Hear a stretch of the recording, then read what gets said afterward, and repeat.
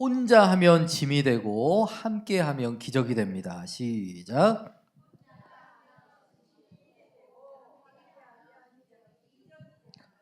아멘. 아마도 우리 성도님들께서도 교회를 처음 다니게 되셨던 이유, 아니면 예수 그리스도를 처음으로 믿게 되었던 특별한 계기가 있으셨을 것 같습니다. 제가 그동안 만나뵀던 주변 분들의, 크리스천 분들의 이야기와 간증을 들어보면 어떻게 예수님을 믿게 되었습니까? 라는 질문에 정말 의외로 많은 분들이 뭐라고 대답을 하시냐면, 제가 교회를 다니게 되었던 이유는 병고침의 역사를 경험했기 때문입니다. 그러니까 세상 병원과 의원도 고칠 수 없었던 질병이 교회에 와서 예배를 드리면서, 혹은 집회에서, 혹은 기도를 받으면서 성령을 받으니까 자신이 가지고 있던 질병이 깨끗하게 고침받고 치료가 되었다는 간증을 하시는 분들이 상당히 많이 계셨습니다. 혹시 여기 계신 분들 가운데도 그런 경험을 해보신 적이 있으실까요? 본인에게도 어떤 귀신 눌림이나 우울증이라든지, 아니면 어떤 육체적인 질병과 연약함이 있었지만 예수를 믿고, 혹은 목사님께 기도를 받고 완치가 되셨다거나, 아니면 점점 치료가 되어가는 과정 가운데 있으신 분, 혹시 그런 경험을 해보신 분 손 한번 들어보시겠습니까? 99%가 손을 드시네요. 사실 제 주변에만 봐도 그런 분들이 꽤 많이 계시는데, 저희 친할머니께서도 교회를 다니시게 된 이유가 병고침의 은혜를 경험하셨기 때문이었고, 또 저희 은솔이 딸, 가장 친한 친구의 어머니도 크리스천이신데, 그분께서도 평소에 이석증이 굉장히 심하시대요. 그런데 희한한 것은 교회에 가서 기도를 하고 예배를 드리면 그 질병이 많이 호전이 되는 것을 경험을 하게 된대요. 하지만 만약 주일을 빼먹었다, 예배를 빼먹었다, 그러면 그날부터 다시 이석증이 굉장히 심해진다고 합니다. 그런데 제 생각에는 이처럼 하나님께서 우리의 질병을요, 한 방에 해결해 주지 않는 것이 훨씬 더 복이 되는 것 같습니다. 왜냐하면 한 방에 다 낫게 해주면 교만해서 금방 예수님을 배신해 버리지만, 사도 바울처럼 겸손의 가시를 적당히 남겨주신 분들은 어떻게 되죠?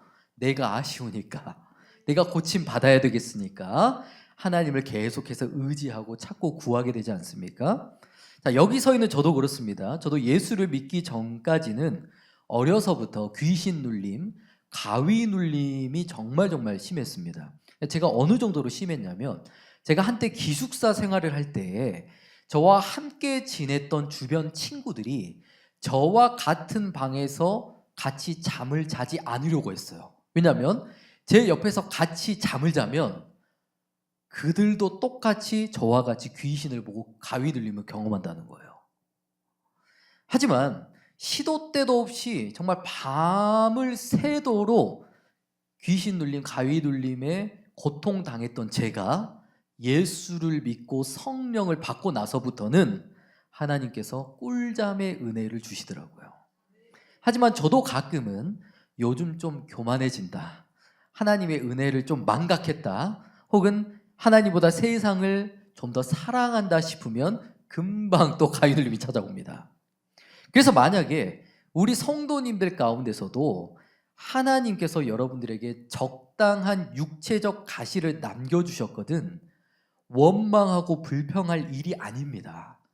하나님께서 나를 더 겸손하게 하시려고, 나의 약함을 그리스도 안에서 강함으로, 또 온전함으로 사용하시기 위해서 우리에게 그 가시를 남겨주셨구나. 즉, 우리에게 가시는 고통이 아니라 하나님의 은혜 앞에 더욱 가까이 나아가는 은혜의 통로가 될 줄로 믿습니다.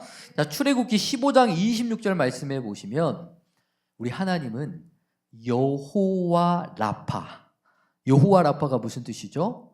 나는 너희를 치료하는 여호와 하나님이라고 말씀하셨습니다. 그리고 마태복음 4장 23절에 보니까 예수님께서도 온 갈릴리에 두루 다니사 모든 병과 모든 약한 것을 뭐 하셨더라? 고치셨더라. 또 고린도전서 12장 9절 말씀에 보니까 성령으로 병 고치는 은사를 주셨다 안 주셨다? 주신다고 말씀하셨습니다. 다시 말해서 누군가 교회 안에서 병 고침과 귀신 눌림의 그 고통을 치료받았다는 것은 그냥 어쩌다 나타나게 되는 우연 같은 일이 아니라 성경 말씀이 약속하고 있는 하나님의 능력이 지금도 살아서 역사하고 있다는 증거라는 거예요. 자, 하나님은 과거에만 병든 자를 고치신 분이 아니고 구약 시대에도 치료의 하나님, 신약 시대에도 치료의 하나님, 그리고 지금 오늘 이 시대에도 여전히 우리의 상처와 고통을 어루만지시고 치료해 주시는 하나님이신 줄로 믿습니다. 제가 신학교를 다니면서 학교에서 개강 수련회를 진행을 하는데 아마 그날 저녁에 설교를 하셨던 분이 백석대학교 부총장님이셨던 것 같아요. 그래서 그 교수님께서 설교를 하시면서 그런 말씀을 하셨는데 저희 교회가 속해 있는 교단이 어딘지 아세요? 합동교단입니다. 합동교단. 그런데 그분이 합동교단은 하나님을 너무 지식적으로만 믿으려고 한다. 그래서 어떤 방언이나 어떤 신비 체험이나 어떤 성령 그 체험 같은 부분들을 너무 과도하게 제한을 시키려고만 한다. 하지만 우리 신학생분들은 하나님을 머리로만 아는 어린아이와 같은 신학생이 되지 마시길 바라고 성령의 불을 경험하고 성령의 능력과 권능을 경험할 수 있는 그 성령의 능력을 제한하지 않는 그런 장성한 신학생들이 되기를 바란다. 그런 메시지를 전해주신 적이 있으셨습니다. 여러분, 예를 들어서 우리가 놀이공원을 갔는데 어린 아이들이 타고 노는 범퍼카 있죠. 범퍼카. 하루 종일 범퍼카만 타면 재밌어요? 재미없어요? 우리의 신앙도 마찬가지입니다. 우리가 물론 예수님을 믿고 구원받는 것도 너무 중요하고 또 성경을 배우고 하나님을 바르게 아는 지식을 쌓아가는 것도 물론 중요하지만 거기에서 멈춰 있으면 절대 안 됩니다. 하나님께서는 우리를 범퍼카만 타는 어린아이 신앙에만 머물러 있지 않기를 바라시고 점점 장성하여 롤러코스터도 거뜬히 즐길 수 있는 그런 장성한 자로 성장하기를 원하십니다.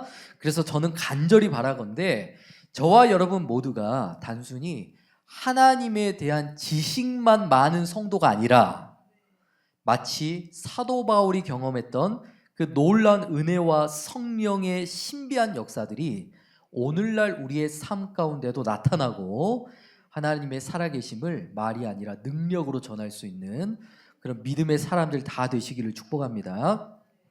자, 오늘 본문 말씀은 지난 시간과 연결되는 내용인데요.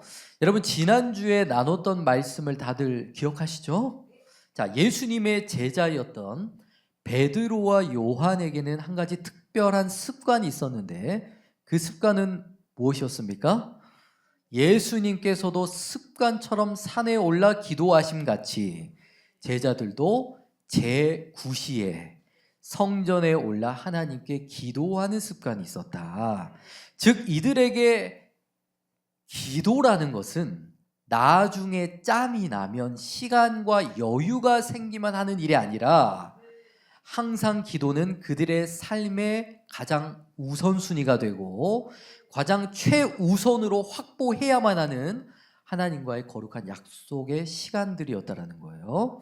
자, 그리고 베드로와 요한이 열방의 복음을 전하고 병든 사람들을 일으키고 또 수많은 사람들을 하나님의 품으로 인도할 수 있었던 능력은 여러분 공짜였을까요? 아니었을까요? 공짜가 아니었습니다. 자, 우리 한국 사람들은 특히나 뭘 좋아해요? 공짜를 너무 좋아해서 신앙생활을 할 때도 기도 없이 응답만을 받길 원하고, 고난과 십자가 없이 영광을 누리길 원하고, 눈물로 씨를 뿌림이 없이 기쁨의 단만 거두기를 원합니다. 자, 그러나 베드로와 요한이 가지고 있었던 능력은 절대로 공짜가 아니라 바로 기도를 통하여 하나님의 능력과 성령의 충만함을 얻게 되었고, 그 힘과 원동력에 힘입어 하나님께서 맡기신 사명과 사역들을 감당하며 나아갈 수가 있었던 것입니다. 따라서 우리 성도님들께서도 사람은 떡으로만 사는 것이 아니요 하나님의 말씀으로 사는 것이라고 말씀하셨으니까 늘 기도와 말씀으로 자신을 준비하셔서 하나님께서 베드로와 요한을 사용하신 것과 같이 우리 역시 그러한 능력 있는 하나님의 통로로 쓰임받게 되기를 간절히 소망합니다. 자, 오늘 본문 2절 말씀을 한번 읽어보겠습니다. 시작. 나면서 안진뱅이 된 자를 사람들이 메고 오니 들어가는 사람들에게 구걸하기 위하여 날마다 미문이라는 성전문에 두는 자라. 아멘. 자, 오늘 2절 말씀에서는 태어나면서부터 안진뱅이였던 한 사람이 등장을 하는데, 사실 오늘 말씀의 이 안진뱅이의 이야기는 다른 사람의 이야기 혹은 2000년 전에 일어난 나와 상관이 없는 다른 사람의 이야기로만 우리가 받아들여서는 절대 안 됩니다. 하나님의 모든 말씀은 다른 사람을 위해 다른 사람 들으라고 주신 말씀이 아니라 누구 들으라고, 누구 깨달으라고?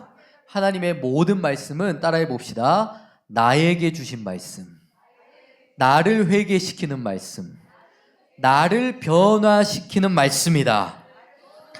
자, 오늘 안진뱅이의 모습을 통해서 혹시 우리도 영적으로는 여전히 안진뱅이와 같은 삶을 살아가고 있지는 않은가 함께 점검하고 회개하여 변화될 수 있는 복된 시간이 되기를 소망합니다.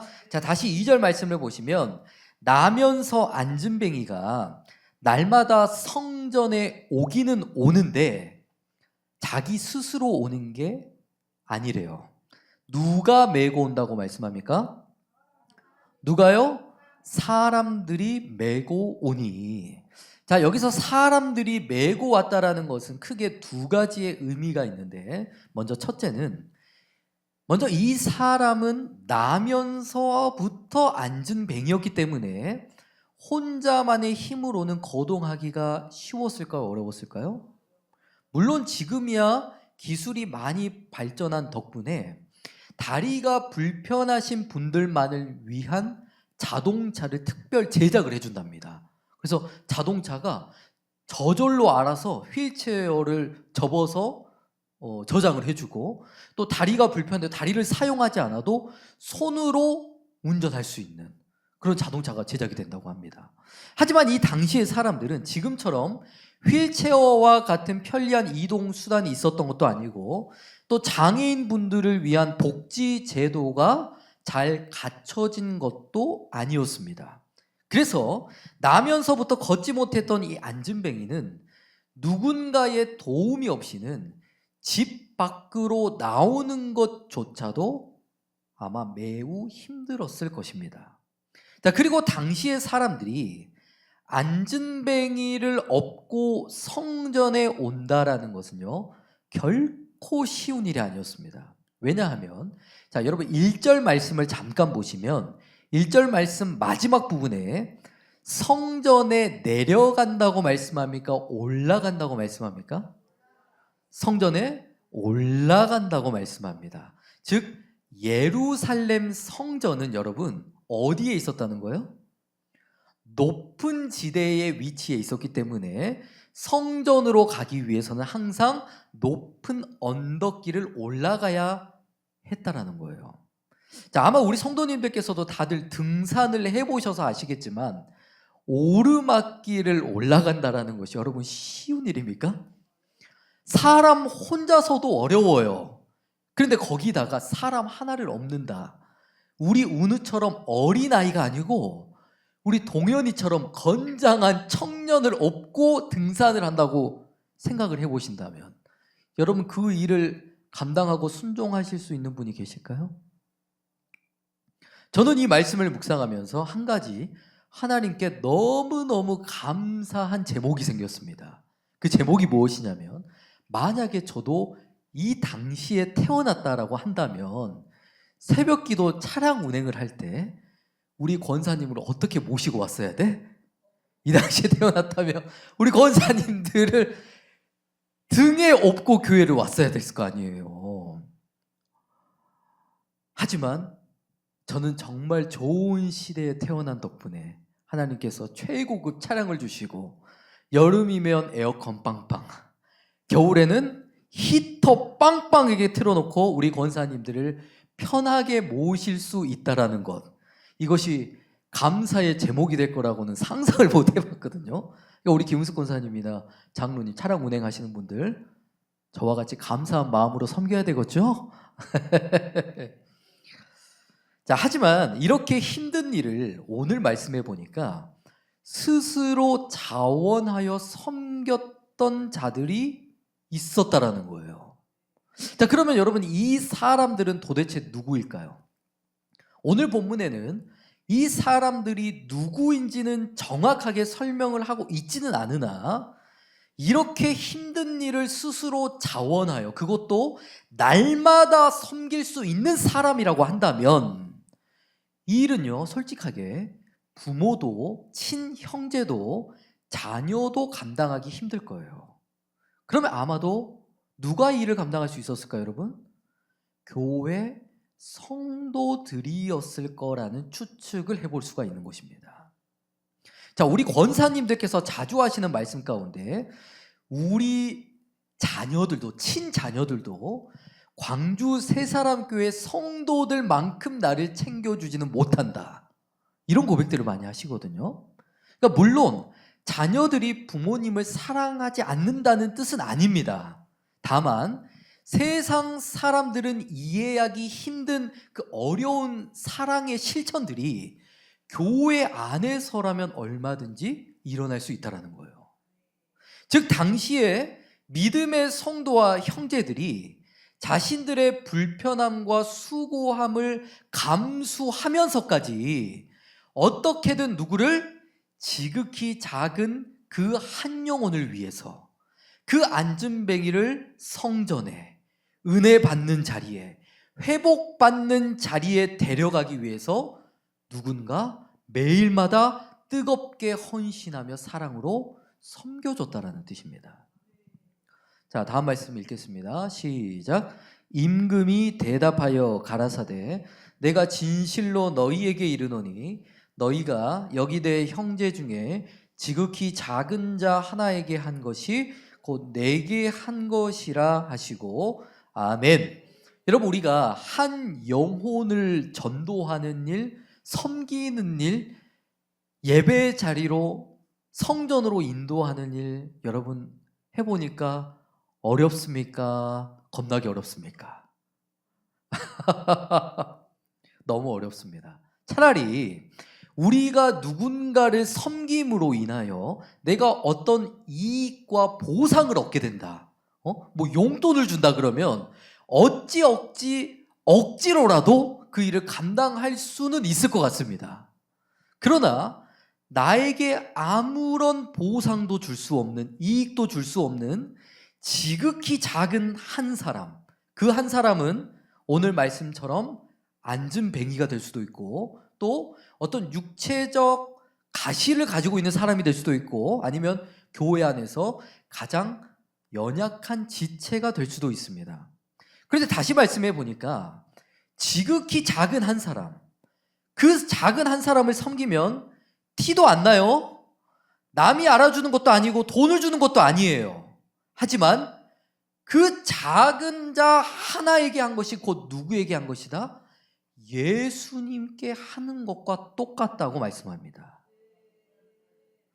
사실 오늘 본문 말씀에 등장하는 안진뱅이는 사람들의 입장에서 보면 굉장히 부담스러운 존재였을 것입니다. 왜냐?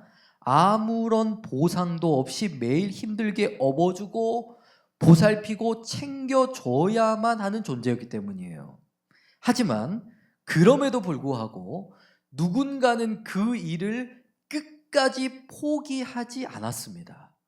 여러분, 어떻게 그럴 수 있었을까요?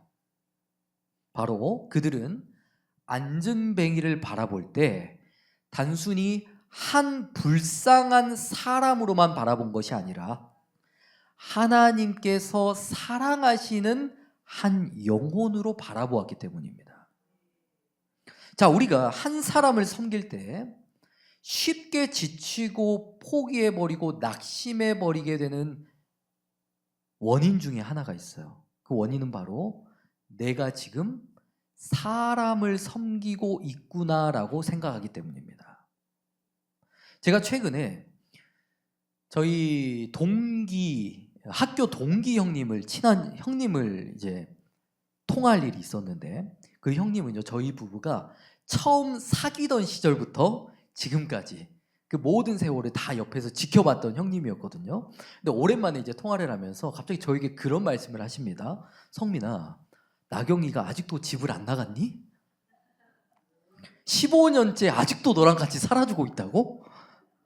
이야, 대단하다. 그러니까 저희 집사람도 지금까지 연약한 저를 용납해주고 또 앞으로 평생 저와 함께 할 수 있는 이유도 저를 사람으로만 바라본다면 감당이 안 되죠. 원수 같은 남편이죠. 하지만 제 안에 계시는 예수님을 섬기는 마음이 있기 때문에 앞으로 그 일을 감당하며 나아갈 수가 있는 것입니다. 즉 우리의 섬김도 마찬가지예요. 우리가 누구를 섬기든지 간에 내가 사람을 섬기는 것이 아니라 그 사람 안에 계신 주님을 섬긴다는 마음을 품게 되면 사람의 반응에 흔들리지 않게 되고 끝까지 사랑으로 섬길 수 있는 순종이 비로소 나올 수가 있게 되는 거예요. 자, 그리고 오늘 말씀을 다시 보시면 사람들이 이 안진뱅이를 하루도 아니고 일주일도 아니라 언제요? 하루도 아니고 이틀도 아니고 언제? 날마다. 즉 날마다라는 게 여러분 무슨 뜻입니까? 햇볕이 뜨거운 날에나 비가 많이 오는 날에나 바쁜 날에나 이들은 자신의 시간과 수고와 불편함을 기꺼이 감당하며 날마다 하루도 빠짐없이 이 안진뱅이를 성전으로 데리고 왔다라는 거예요. 자, 우리 다음 말씀 읽어보겠습니다. 시작. 우리가 선을 행하되 낙심하지 말지니 피곤하지 아니하면 때가 이름에 거두리라. 아멘. 여러분, 만약에 오늘 본문에 등장했던 이 사람들이 선을 행하다가 낙심해 버렸다면, 그 안진뱅이를 주님을 섬긴다는 마음이 아니라 사람을 섬긴다는 마음을 가졌다면 베드로와 요한을 만날 일도 없었을 것이고 일어나 걸으라라는 믿음의 선포도 듣지 못했을 것이고 평생 예수의 이름의 능력도 경험하지 못했을 것입니다. 그러나 감사한 것은 누군가는 끝까지 포기하지 않았어요. 어제도 업어왔고 오늘도 업어왔고 내일도 업어왔습니다. 그러니까 지극히 작은 한 영혼을 주님의 마음으로 섬기고 헌신했던 사람들, 그리고 선을 행하되 낙심하지 않고 끝까지 선을 행하던 누군가의 순종 덕분에 안진뱅이는 마침내 은혜의 자리에 올 수 있었고 결국 하나님께서 준비하신 예비하신 놀라운 기적도 맛볼 수가 있게 되었다는 거예요. 이처럼 저와 여러분도 천하보다 귀한 한 영혼을 은혜의 자리로 인도하는 하나님의 손과 발로 쓰임받게 되기를 간절히 소망합니다. 자, 그리고 다시 말씀해 보시면, 자, 우리가 선을 행하면 언제 거둔다고 말씀합니까? 때가 이름에 거둔다. 자, 그러면 여러분 이 때는 어떤 때를 말할까요? 내가 원하는 때가 아니고 하나님께서 정하신 때와 기한을 의미합니다. 자, 우리가 선을 행하다가 쉽게 낙심하고 포기하게 되는 또 하나의 원인 중에 하나가 그 때와 기한을 누구에게 맞추기 때문에, 기준을 누구에게 맞추기 때문에, 나에게 맞추기 때문에. 내가 그 사람을 위해 이 정도까지 했는데, 내가 이렇게 오랫동안 그 사람을 위해 기도해 줬는데, 내가 이렇게까지 투자하며 헌신하며 전도했는데, 여러분, 우리가 해야 할 일은 때를 만드는 거 아니고 결과를 만드는 것이 아닙니다. 우리가 해야 할 일은 오직 주님의 말씀을 믿고 주님의 말씀에 순종하는 것뿐이에요. 오늘도 주님의 명령에 따라 한 영혼을 사랑하고, 오늘도 변함없이 그 한 영혼을 위하여 눈물로 기도하고, 오늘도 그 영혼을 예수님의 마음으로 섬기고 충성하는 것입니다. 그리하면 하나님께서 정하신 완전한 때에 우리의 순종과 헌신을 통로로 삼아서 잃어버린 영혼을 주님께로 돌아오게 하시는 놀라운 구원의 역사를 반드시 베풀어 주실 줄로 믿습니다. 자, 그리고 오늘 본문 2절 말씀을 다시 보시면, 자, 안전뱅이를 메고 온 사람이 한 사람이었습니까? 아니면 여러 사람들이었습니까? 한 사람이에요? 여러 사람이에요? 사람들이라는 것은 한 명 단수가 아니고 여러 사람이 함께 힘을 모았다라는 뜻입니다. 자, 사실 안전뱅이를 메고 성전에 올라오는 일은 혼자서 감당하라고 했다면, 아까 등산을 예화로 드렸죠. 혼자라고 한다면 아무리 믿음이 좋은 사람도 그 일을 결코 감당할 수가 없습니다. 그러나 오늘 말씀은 우리에게 무엇을 말씀해 주고 있어요? 한 사람이 감당하기 어려운 일도 여러 사람이 함께라면 얼마든지 감당할 수 있다. 여러분, 소 한 마리가 약 4톤의 무게의 짐을 끌 수 있다고 합니다. 자, 그러면 두 마리의 소가 힘을 합치면, 한 마리가 4톤이에요. 두 마리가 힘을 합치면 몇 톤? 8톤? 2배 8톤이 아니라 3배 혹은 많게는 4배에 달하는 짐까지도 감당할 수가 있게 된다고 합니다. 사람이 하는 일도 여러분 마찬가지입니다. 여러분, 설거지도 혼자 하는 게 편합니까? 둘이 하는 게 편합니까? 교회 청소도 혼자 하는 게 편합니까? 둘이 하는 게 편합니까? 지난주에 우리 오리구이를 먹을 때도 집에서 혼자 오리구이 구워 먹는 게 맛있습니까? 아니면 여럿이서 함께 땀 흘리고 수고하고 몸에 냄새가 배면서까지 함께 구워서 먹는 게 더 맛있습니까? 맞습니다. 제가 요즘 목 컨디션이 너무 안 좋아서 특별히 오늘은 전도사님에게 좀 찬양의 짐을 져달라고 부탁을 드렸는데, 그 작은 도움이 저에게 얼마나 큰 힘이 되었는지 몰라요. 뿐만 아니라 주일에도 우리 김 권사님께서 항상 차량 운행을 제 대신해서 섬겨주시는데, 그 작은 순종도 저의 사역에 얼마나 큰 보탬과 힘이 되고 있는지 모릅니다. 아마 오늘 말씀에 등장하는 사람들도 그랬던 것 같아요.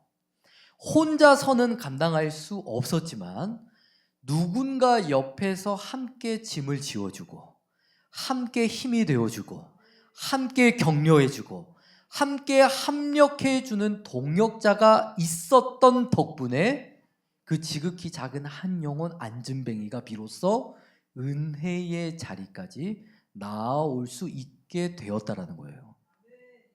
자, 다음 말씀 읽어보겠습니다. 시작. 너희가 짐을 서로 지라, 그리하여 그리스도의 법을 성취하라. 아멘. 저는 우리 광주 새사람교회 모든 성도님들께서 서로의 짐을 함께 감당해주고, 또 전도서 4장 9절의 말씀처럼 두 사람이 함께 수고함으로 하나님 앞에 더 좋은 상을 얻게 되는 이런 아름다운 협력과 동역의 관계가 될 수 있기를 간절히 바랍니다. 자, 서로가 기쁜 일에 좋은 일에 함께 하는 것도 물론 좋겠지만 교회는 주님의 몸된 지체는 성도들은 혼자를 즐겨해서는 절대로 안 됩니다. 좋은 일도 함께 해야 되지만 더더욱 힘든 일, 어려운 일, 멍에를 함께 매는 일에도 기꺼이 동참할 수 있는 저와 여러분 되시길 바랍니다. 그리고 나는 나에게 맡겨진 일만, 내 구역에게만 맡겨진 일만, 내 시간과 내 편함에 맞는 일만 할 거야 라는 이기적인 생각이 아니라 비록 내 순서가 아닐지라도 다른 구역의 설거지의 짐도 함께 감당해주고 비록 내가 유초등부 교사는 아닐지라도 다음 세대를 위하여 관심과 기도로 동역해주고 또 교회 안에 한 지체가 무거운 짐 때문에 힘들어하고 고통을 당하고 있다면 내가 먼저 다가가서 섬김의 손길을 기꺼이 먼저 내어드릴 수 있는 이런 사랑과 동역의 마음이 우리 가운데 늘 가득하기를 소망합니다. 자, 앞으로도 우리 광주 새사람교회가 오늘 말씀처럼 서로의 짐을 나누어 지는 교회, 서로를 세워주는 교회, 함께 하나님의 나라를 아름답게 세워나갈 수 있는 그런 믿음의 공동체가 될 수 있기를 간절히 원합니다. 그리고 우리 주변에도 하나님께서 맡겨주신 안전뱅이가 있어요, 없어요?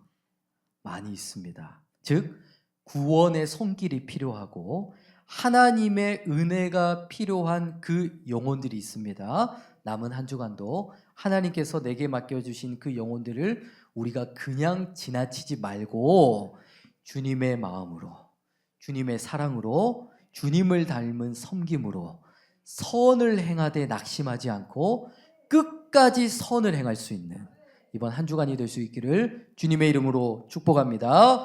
기도하겠습니다. 사랑과 은혜가 풍성하신